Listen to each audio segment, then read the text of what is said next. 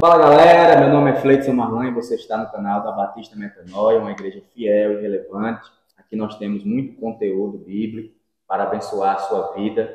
E hoje nós estamos aqui no quadro Eu, Meus Amigos e a Bíblia, onde nós meditamos em um texto bíblico específico e, através de uma conversação, um diálogo, a gente vai trazendo as nossas contribuições, nossos pontos de vista a respeito do texto, trazendo aplicações para a sua vida. E o texto de hoje é Marcos, capítulo 4, versículo 35 ao 41, que fala ali da primeira tempestade que Jesus vai apaziguar. Então, eu espero que essa conversa venha abençoar a sua vida, Deus venha falar ao seu coração. Já se inscreva no canal, acione as notificações para não perder nenhum conteúdo e coloque comentários aqui embaixo do que Deus falou com você, do quão produtivo foi essa conversa para a sua vida, que isso é muito bom.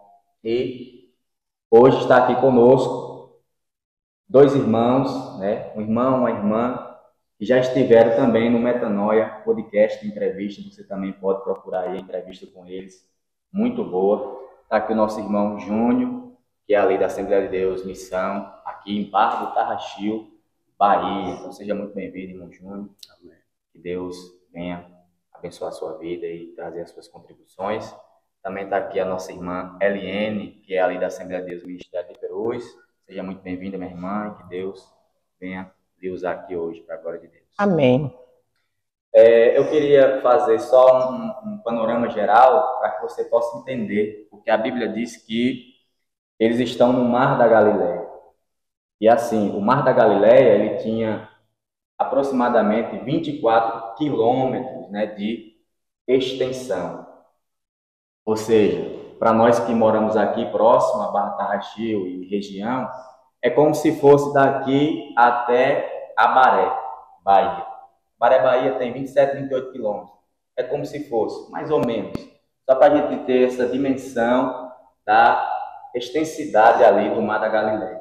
E ele tinha 11 quilômetros de largura e 46 metros de profundidade. Aproximadamente aí um prédio de 15 andares.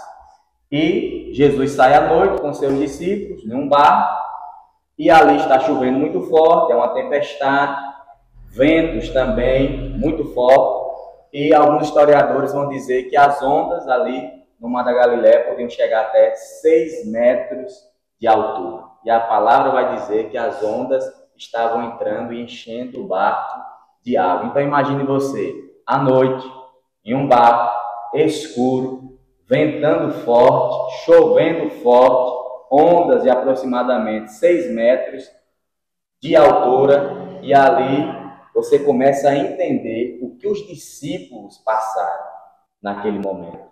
E o Mar da Galileia, apesar de ser chamado de mar, era de água doce, não era de água salgada. E eles já tinham passado várias tempestades. Por quê? Porque alguns historiadores também vão dizer que naquele Mar da Galileia era costumeiro acontecer tempestades.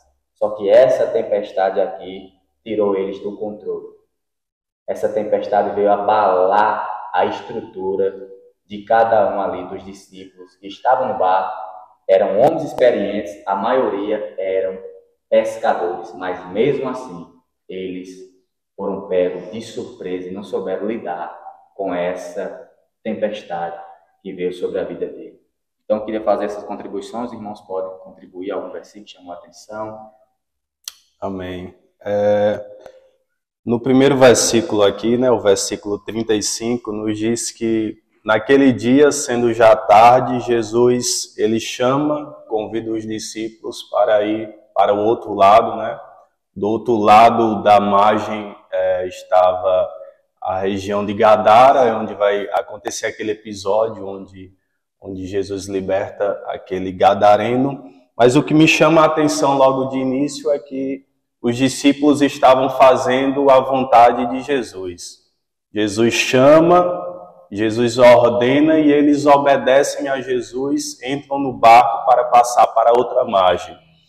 E eu entendo aqui que estarmos no centro da vontade de Jesus, que fazermos a vontade de Jesus, não significa que nós não iremos passar por algumas tempestades nas nossas vidas, porque tem pessoas que pensam que por ser cristãos, por estar no centro da vontade de Deus, não vão passar por lutas, não vão passar por provações, por tempestades, mas nós vemos aqui que os discípulos estavam fazendo a vontade de Jesus, estavam na direção que Jesus havia dado a eles, e ali levanta-se essa tempestade contra o barco ao qual estavam os discípulos. Então, fazer a vontade, estar no centro da vontade de Jesus, não nos isentará de passar algumas tempestades nas nossas vidas. Porém, estar no centro da vontade de Jesus nos garante segurança no meio dessas tempestades. Então, o cristão pode até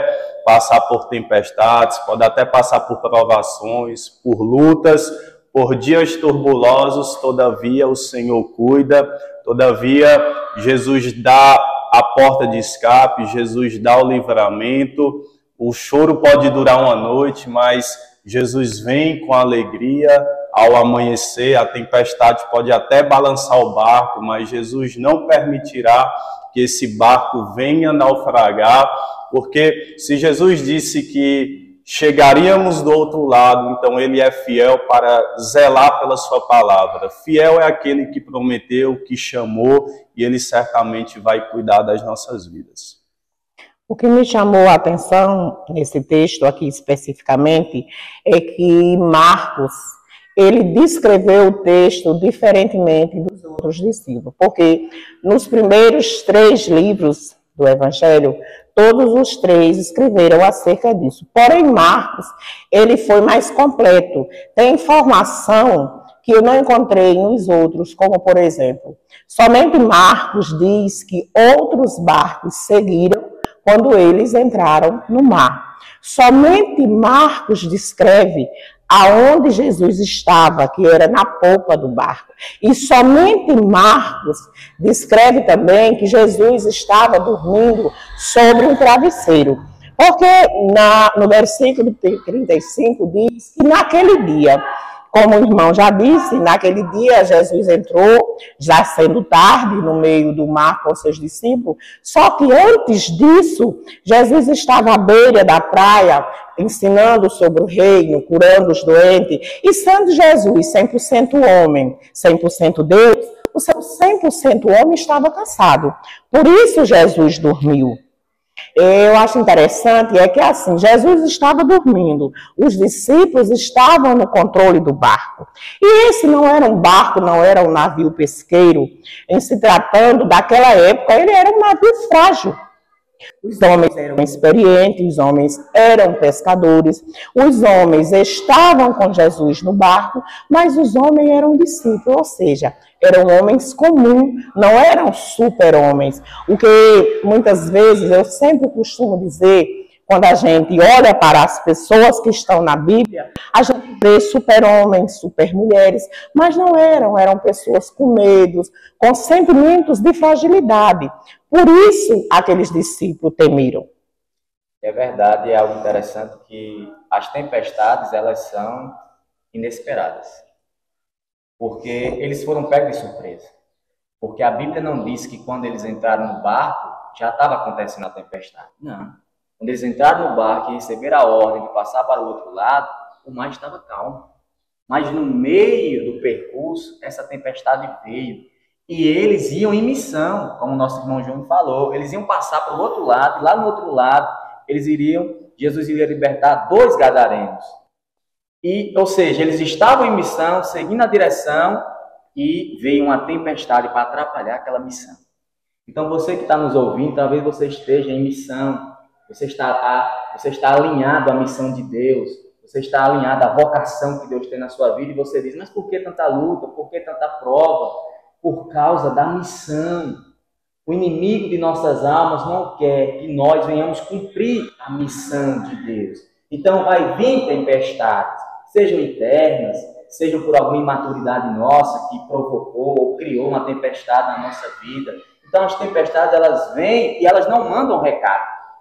Elas não mandam uma carta ou uma mensagem de WhatsApp ou uma mensagem no Instagram, no direct. Não, elas não dizem, ei, daqui a 10 dias eu estou chegando, se prepare. Não, o cristão tem que andar pronto e confiando em Cristo, porque a qualquer momento pode acontecer um vendaval, a qualquer momento a sua estrutura pode ser abalada. E o que vai determinar se você vai permanecer firme é o seu relacionamento com Deus, é a sua confiança em Cristo. É isso que nós devemos entender. E toda provação, ela vai passar. A tempestade começa, mas ela acaba. Então, se você está passando por lutas e provações, essa provação na sua vida tem um tempo, tem um prazo. Ela vai acabar. Você tem que ser fiel durante a tempestade, para que você receba a vitória dada pelo próprio Deus.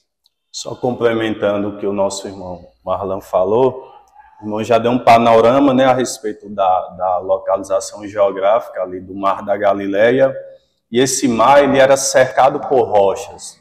E os estudiosos dizem que os ventos ficam ali atrelados a essas rochas, essas cadeias rochosas, e são esses ventos que ficam ali acumulados que que provocam essas tempestades que acontecem de forma comumente ali no Mar da Galileia. E quando Marcos vai dizer que levantou-se um grande temporal, essa expressão levantou-se no grego significa gnômia. E gnômia significa algo que não se espera, mas que acontece, que é o que exatamente o nosso irmão acabou de falar. Os discípulos não esperavam aquela tempestade. Aquela tempestade pegou os discípulos de surpresa, mas nós louvamos a Deus que existem coisas que nos pegam de surpresa, mas não pega Jesus de surpresa. A tempestade pegou os discípulos de surpresa, mas Jesus já sabia que aquela tempestade se levantaria. Nada pega o nosso Jesus de surpresa. E além dos ventos, e por ficar muito abaixo do nível do mar, e sendo uma região montanhosa, o degelo daquelas montanhas contribuíam muito, porque ficando abaixo do nível do mar, no topo de montanha, vindo grande vento, o degelo acontecendo, a água ela era morna. Aí o choque dos ventos com o choque do gelo que caía das montanhas causa um choque térmico. É por isso que as ondas eram tão violentas. E esses fatores, eles contribuíram para que as ondas tivessem essa altitude toda. Mas é como o irmão já disse, Jesus nunca é pego de surpresa. Jesus sabia que estava levando ali homens comuns, como eu já disse. Mas Jesus descansou, porque Jesus é Jesus. Na hora que ele se levantasse, ele já sabia, era somente dar uma ordem. Eu haja de Jesus que está escrito lá em Gênesis, porque eu acho perfeita, eu acho essa colocação da Bíblia, o haja de Jesus, porque Jesus, quando foi fazer todas as coisas, foi só dizendo haja e foi havendo, haja e foi havendo. Então, o mundo, Jesus trabalhou dessa forma. Haja luz, haja escuridão, haja pássaros, e foi acontecendo. O que era essa tempestade para Jesus? Nada. A tempestade, trazendo para a aplicação pessoal, que vem sobre os discípulos de Jesus, para nós que somos humanos, pode até ser muita coisa, mas para Jesus não é nada. Porque o que é impossível para nós, é possível para Ele. Tudo é possível para Jesus. Por isso Jesus descansava na sua almofadinha, como diz o texto. Verdade. E eu acho algo interessante no versículo 38, que eles despertam Jesus e ele diz: Mestre, não te importa que perecemos? Em outras traduções vai dizer: nós vamos morrer, como se fosse uma frase de pavor, de medo. Nós vamos morrer. Depois ele diz: Senhor, não te importa não que nós pereçamos? Então, eu acho que no momento da luta, no momento da dor, no momento da tempestade na nossa vida, por nós olharmos mais para o vento e a tempestade, nós chegamos a uma certeza: eu não vou conseguir vencer. Quantas pessoas você já aconselhou que estava passando luta, e mesmo você aconselhando dizia: mas você não sabe o meu problema, você não tem ideia do que eu estou passando, eu não vou conseguir vencer, é difícil demais. Porque essas pessoas focam no problema. Como os discípulos, nós vamos morrer. Eles estavam apavorados. Por quê? como homens experientes, eles fizeram de tudo que eles tinham aprendido e nada resolveu. Então, muitas vezes, nós vamos fazer de tudo para resolver uma certa situação que aconteceu na nossa vida e nós não vamos conseguir. E aí a gente vai usar essa expressão: então, agora eu não vou conseguir, eu vou perecer. E aí eles fazem uma pergunta a Jesus: você não se importa com a gente? E aí a gente começa a questionar o amor de Deus. Deus, eu já tentei de tudo, meus métodos. A vitória não chegou. Eu vou cair, eu vou perecer. Você não se importa comigo, não? Por que o senhor não resolve esse problema? E aí surgem indagações: por que o senhor não manda a vitória? Por que o senhor não levanta um profeta para falar comigo? Para me dar uma direção, então, para confirmar algo que o senhor está falando? Por que o senhor não me dá força para vencer? A gente começa a questionar a bondade de Deus, o amor de Deus. Mas eu quero dizer algo, irmão. O apóstolo Paulo diz em Romanos 8 que ele já entregou o seu próprio filho. Porventura não dará as outras coisas? Ele já deu o seu melhor. O melhor de Deus é o Filho, Jesus Cristo. E ele já entregou o seu Filho, ele já esmagou o seu Filho, para que eu e você fossemos salvos da condenação. Então, por que ele não daria a vitória que nós precisamos? Então, que nós venhamos sossegar, que nós venhamos confiar, que no meio dessa luta, ele se importa sim conosco, porque ele já provou isso, entregando seu filho na cruz e no Calvário. Quer demonstração maior de amor? Quer demonstração maior de bondade do que a cruz do Calvário? Ele se importa sim com a sua dor, ele se importa sim com o seu sofrimento, mas vai chegar um momento que ele vai dar um basta nessa situação, e até chegar esse momento, aguarde confiante de que o Senhor vai fazer. É engraçado como muitas vezes somos nós aqui como os discípulos, né? Porque enquanto eles achavam que eles podiam fazer algo, como você bem falou, enquanto eles tentavam de todas as formas ali para tentar escapar daquele naufrágio, enquanto eles achavam que tinham controle, eles deixavam Jesus ali dormindo. Mas quando eles perceberam que as coisas fugiram do controle deles, aí eles resolvem então despertar o mestre, né? Muitas vezes somos nós, né?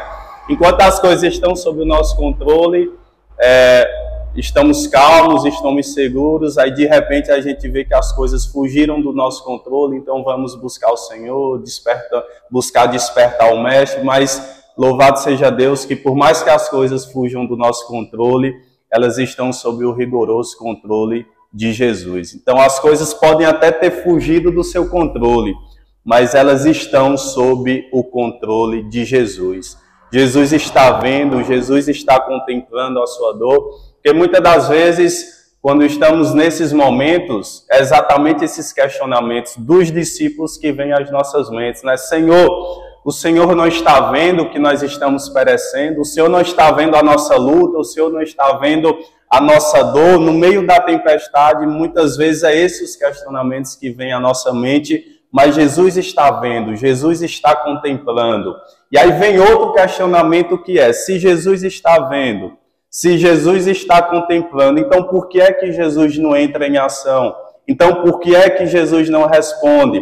Então por que ele está dormindo, não faz algo? E aí ele responde exatamente esse questionamento quando ele diz: por que vocês temem? Por que vocês não têm fé? Então Jesus está ensinando que tudo aquilo, aquele silêncio, é para que a fé deles viesse ser exercitada, que o silêncio de Deus em meio às tempestades são pedagógicas. As tempestades na vida do crente é pedagógica.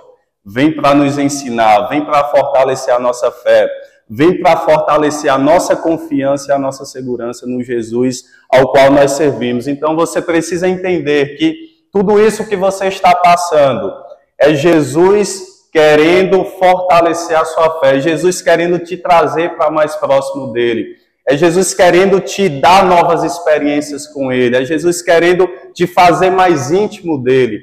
A tempestade não é para te matar. A tempestade é para aperfeiçoar a sua fé. E o que eu acho interessante aqui, que aconteceu aqui e ainda continua acontecendo nos dias de hoje, é que havia uma palavra lançada. Jesus disse: passemos para o outro lado, para a outra margem. Então Jesus estava dando a certeza de que eles chegariam à outra margem. Jesus todo dia usa alguém para falar conosco, e assim como esses discípulos, muitas vezes nós não nos atentamos ao que ouvimos, porque muitas vezes nós selecionamos o que nós queremos ouvir. Nem tudo o que a gente ouve, a gente entende como resposta de Deus. A gente vai selecionando, isso aqui Deus estava respondendo a esse questionamento, isso aqui, porque havia uma ordenança de passar para o outro lado. E Jesus não voltaria atrás da sua palavra. Tudo o que ele disse iria se cumprir. É porque, volto a dizer, porque o importante nesse bate-papo entre amigos aqui é deixar claro para quem está nos ouvindo que nós somos os discípulos dos dias de hoje, do século 21. Nós estamos todos aqui e os outros discípulos estão dentro de barcos. E que barco é esse? São as nossas vidas. Todo dia se levanta uma tempestade diferente na vida de cada um de nós.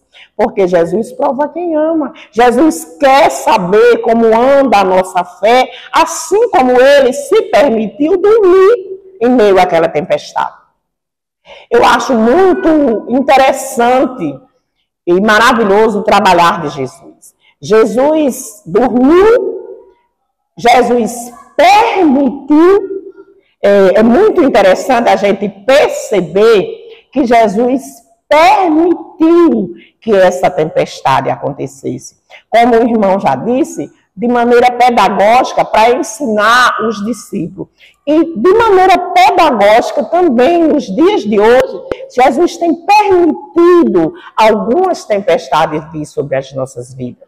Então, que nós tiremos os olhos da tempestade e coloquemos em Jesus. Nós estamos aqui diante de um texto que nos dá a certeza que mesmo Jesus estando dormindo, ele está dentro do nosso barco. Porque não fomos nós que escolhemos a ele, mas foi ele que nos escolheu. Ele confiou e entregou uma missão, porque eles estavam indo para o outro lado para completar uma missão. Como já foi dito, ali ele trabalharia na vida daquele endemoniado de Gadara. Então, que nós não venhamos perder o foco. Jesus disse que todo aquele que permanecer até o fim vai receber o galardão. Então, não olhe para a tempestade. Foque em Jesus. E aí, talvez você possa dizer assim, mas irmã, não é fácil. Realmente, não é fácil. Mas aquele que prometeu é fiel para cumprir na minha e na sua vida, assim como se levantou para repreender o vento e a tempestade nessa passagem bíblica. Eu queria concluir aqui minhas palavras e algo que Deus me lembrou aqui, no início da minha fé. Eu procurava muito nos momentos de angústia e tempestade profecias. Nada me procurava nem a profecia, eram os profetas. Eu ia de casa em casa, sentava, pedia um cafezinho, conversava um pouco na minha mente. Fala Deus, usa ele, usa o profeta fulano de tal. E nada acontecia. Chegou um momento que eu me agoniei tanto, que eu perguntei à pessoa que eu considerava profeta, Deus não falou nada a você para me dizer? A pessoa sorriu e disse, não falou nada. E eu andava angustiado, querendo uma resposta. Então, eu quero dizer uma coisa, eu acredito em profecia, acredito que Deus levanta profetas, só que nós precisamos, no século XXI, confiar na palavra. A maior profecia, né, irmão? A maior profecia. Quando eu leio a palavra e diz assim, Deus estará comigo até a consumação do século. Irmão, eu acredito. Quando eu leio na Bíblia que Ele é meu refúgio, parece que eu estou dentro de um refúgio, eu me sinto seguro, porque eu acredito no que está escrito aqui. A profecia vem para confirmar a palavra, para confirmar o que Deus já tem falado conosco no particular, para exortar, para consolar, para confortar. Mas nós devemos viver pela fé, confiando na palavra. Então, por quê? Porque eu vejo muitas coisas. A pessoa abre a Bíblia e diz, irmão, a palavra diz que, ainda que uma mãe esqueça seu filho, o Senhor jamais se esquecerá de você e Ele tem o seu nome gravado na palma da mão. A pessoa lê para você, só que você não acredita. Aí chega alguém e diz assim diz o Senhor. Deus mandou te dizer que ainda que uma mãe se esqueça do seu filho, ele jamais se esquecerá de você e tem seu nome gravado na palma da mão. Aí nós acreditamos. Então nós estamos deixando de dar crédito à palavra para acreditar na boca de alguém. Irmão, isso aqui já é a própria boca de Deus falando. Como diz um pastor, quer ouvir a voz de Deus? Lê a Bíblia. Quer ouvir a voz de Deus audivelmente? Lê em voz alta. Isso aqui não é apenas um livro. Isso aqui é a palavra de Deus, que traz conforto, consolo. Então, não anda atrás de profecia, de profeta. Ore, confie no Senhor. Se Deus for levantar alguém para entregar uma profecia, Ele vai levantar. Não é você que vai procurar. Isso pode trazer um perigo para a sua vida. Você perguntar, tem uma profecia para mim? E as pessoas ficarem ali meio confusas e dizer, eu tenho algo aqui que eu senti no coração. E falar para acalmar seu coração em nome do Senhor, sendo que não foi Deus que falou. Então confie em Deus. No momento certo, se Ele quiser usar alguém no louvor, Ele vai usar. Alguém pregando, Ele vai usar. Alguém profetizando, Ele vai usar. Se Ele quiser descer no seu quarto e falar com você pessoalmente, Ele vai falar. Quem escolhe a forma de Deus falar não somos nós, é o próprio Deus. Tinha momentos na minha fé, não sei vocês, que eu dizia, eu só acredito se for fulana. Se fulana não vir entregar uma profecia, se for outra, eu não acredito. Tem que ser fulano. A gente quer ensinar a Deus como Ele trabalhar. E quando você foca dizendo, Deus, eu só acredito que foi dessa forma e Deus faz de outra, a gente diz, não, ali não foi Deus. Por quê? Porque a gente já idealizou como Deus deve trabalhar. Ei, Ele disse a Jó, onde tu estava quando eu lancei os fundamentos da terra? Quem é você para dizer como eu vou trabalhar? Quem é o vaso para dar ordem no oleiro? Nós devemos nos submeter e dizer, Senhor, eu sei que tu estás comigo. Eu sei que o Senhor não me abandona, não vai me abandonar. Eu sei que essa prova é só um momento e eu vou ficar aqui esperando o trabalhar do Senhor. E quando Ele se levanta, acalma a tempestade, acalma o mar, o discípulo faz uma pergunta, quem é esse?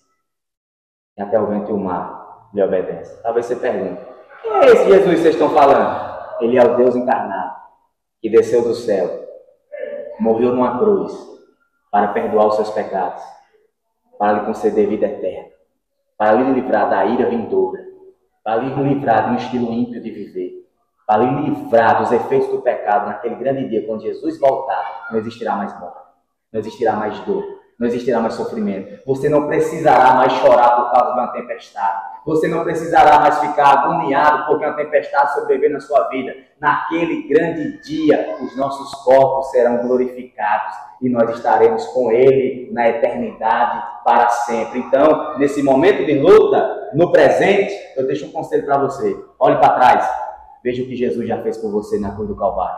Olhou? Agora olhe para frente, veja que Ele diz, eu vou voltar e onde eu estiver, vocês estarão comigo. Então, essa certeza, essa esperança que eu tenho de que Ele vai voltar e eu vou estar com Ele para sempre, me dá força no presente para acreditar na vitória e para continuar perseverando, como a nossa irmã disse, para receber a coroa da vida eterna. Persevera só mais um pouquinho, porque Deus está chegando para te dar vitória.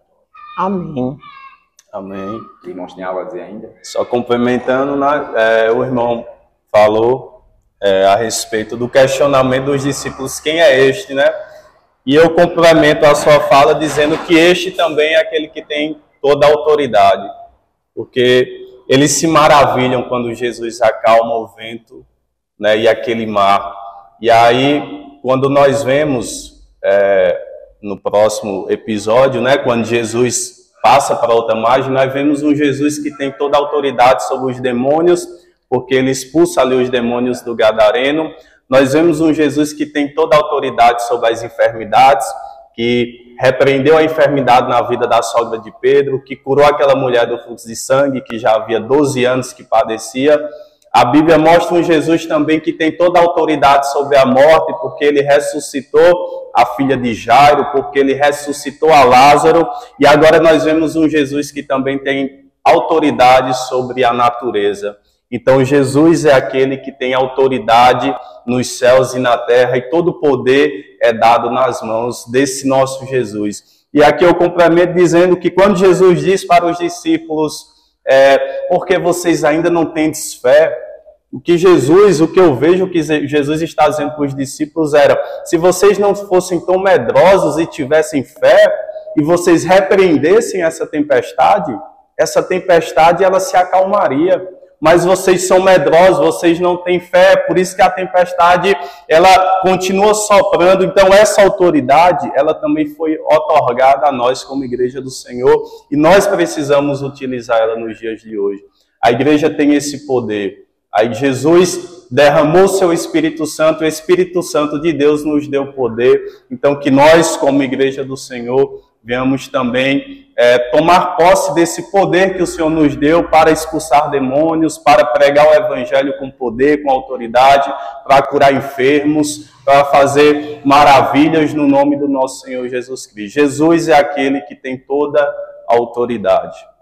Eu quero dizer para você que o melhor de Deus está por vir na minha e na sua vida, porque Jesus veio, vai voltar, mas até ele voltar, ele foi preparar lugar para mim e para você. É por isso que as tempestades são grandes, principalmente na vida dos discípulos. Eu fiz questão de mostrar o que Marcos escreveu diferente dos outros. A Bíblia diz que outros barquinhos seguiam aquele barco. E por quê? Em momento nenhum a gente ouve menção no decorrer do texto acerca desses outros barquinhos, porque Jesus não estava dentro daqueles outros barcos. Jesus estava dentro desse barco que os discípulos estavam. Jesus estava ensinando os seus discípulos a confiar mais nele a cada dia, nas promessas de Deus sobre a vida deles, sobre as nossas vidas, e não é diferente com você. Deus tem vitória para você. Não retroceda, permaneça, porque tempestades vão se levantar uma após outra, porque tempestades são inevitáveis. Mas como nosso irmão Júnior fez questão de mostrar, elas são pedagógicas. A essas tempestades é para aumentar a minha e a tua fé. É para que nós façamos depósito de confiança com Deus, para quando vir as tempestades, nós estarmos fortalecidos. E fortalecidos em quê? Nesta palavra que é poderosa para nos fazer entender que as tempestades vão vir para que se cumpra o que está escrito. No mundo tereis aflição, mas tende bom ânimo. Jesus está no teu barco, minha irmã, meu irmão. Jesus quer mudar a tua história. Não se preocupe com a tempestade. Se preocupe em meio à tempestade. Tirar o olho da tempestade e colocar o olho em Jesus e em tudo que ele escreveu para a minha e para a tua edificação. Amém. Irmão Júnior, irmã Eliane, muito obrigado pela participação de vocês. Que Deus continue abençoando vocês, o ministério de vocês. Que Deus continue usando vocês nas suas congregações locais. Espero que em breve nós teremos aqui outras oportunidades para falarmos sobre o texto, trazer contribuições para abençoar a vida dos irmãos. E que você possa compartilhar esse vídeo com o máximo de pessoas que você puder. Principalmente aquelas pessoas que estão passando lutas e provações que você sabe. Deus tem uma palavra para elas. Eu creio que esse vídeo vai abençoar a vida de cada uma delas, em nome de Jesus. Então, valeu, pessoal. Até a próxima. Amém.